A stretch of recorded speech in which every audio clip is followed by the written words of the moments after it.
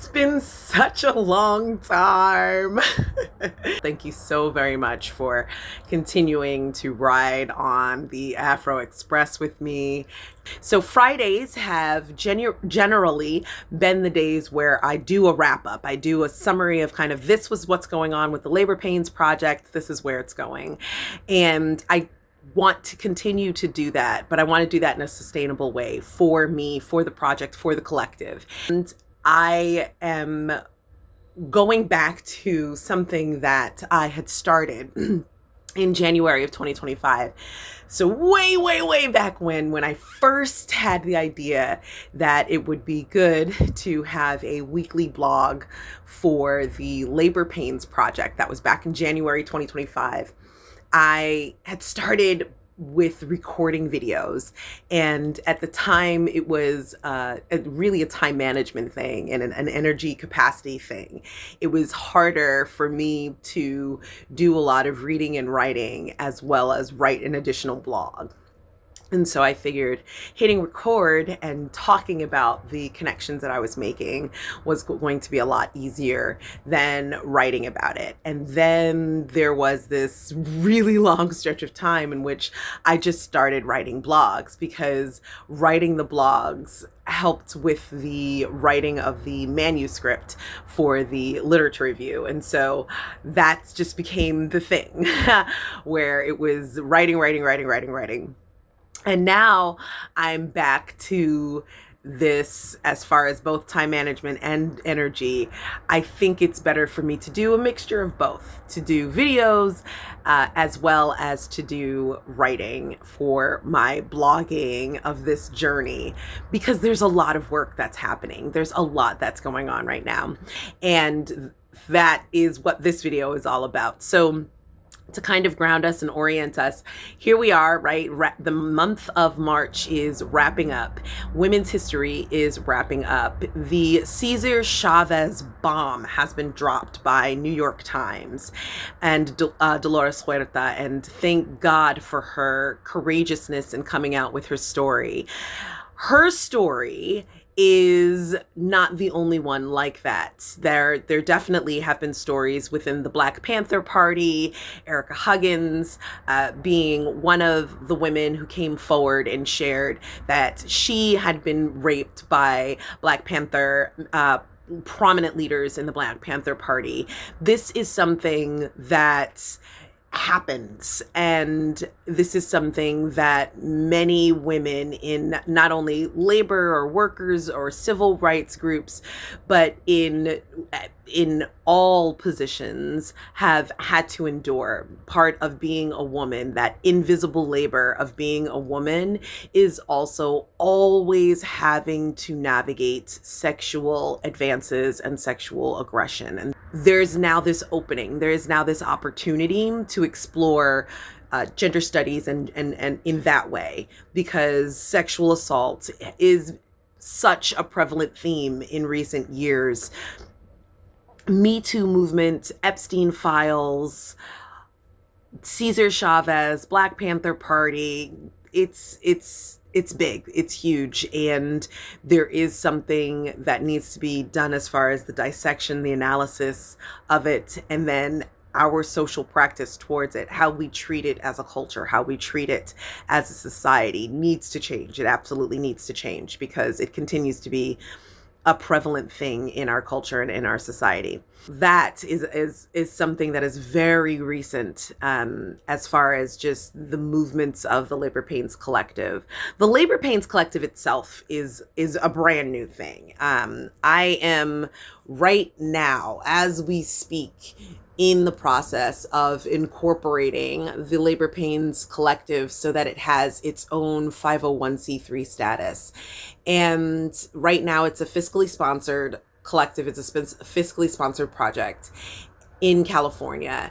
And I want to have it be its own 501c3 in New York so that I can operate as a 501c3 both in California and in New York.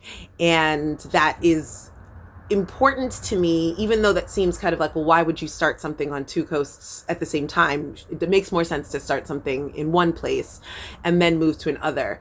I just have the fortunate circumstance of having lived in both places in recent years. And because I've lived in both places in recent years, I've had the opportunity to build relationships in both places and residences in both places.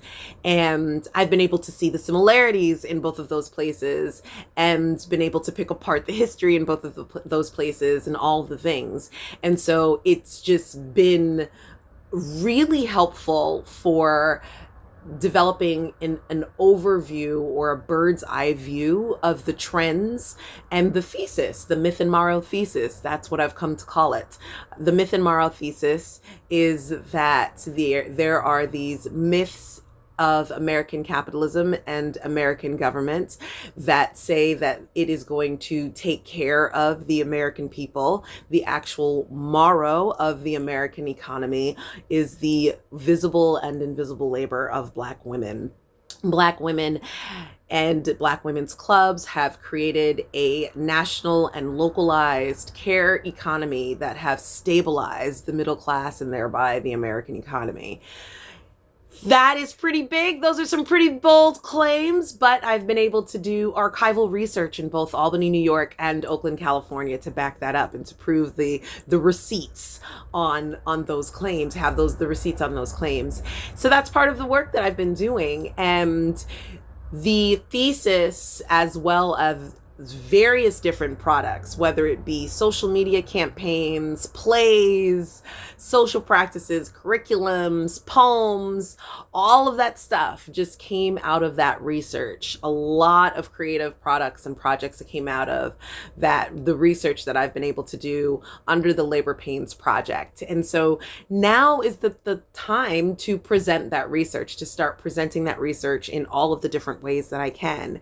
And so that's why I am in the revision and editing process for a 40+ page manuscript that is a narrative literature review of the Labor Pains Project. So it literally breaks down the myth and Marrow thesis, as well as provides very specific archival and contemporary examples of the thesis. And then I have the myth and Marrow play. We have another immersive play that is a site-specific play for the Stephen and Harriet Myers residence called Vigilance that is premiering in April, giving a lecture on the Myth and Marrow thesis and its relation to the MC Lawton Civic and Cultural Club in Albany, New York in April. If that wasn't enough, I've also completely redesigned the website. So if you have not seen rethinklabor.org yet, you definitely need to check that out. Rethinklabor.org is the catch-all for everything that I am working on. And it is a way for not only for you to learn about all of the things that I'm working on, but there is an invitation for you to become a part of what I'm working on. I am at the point where I need to hire staff. I am at the point where I am looking for interested board of directors. I am at the point where I am looking for collaborators. I am looking for bookings. There are all the things. So I am finally here where it's time to just push all of the stuff that I've been doing for the past 18 months out into the world. And I need your help to do that. So thank you so very much for being a part of the Labor Pains Project, the Labor Pains Collective, being a part of my personal artistic creative journey. And I hope that you make it over to rethinklabor.org so that we can put this work out there.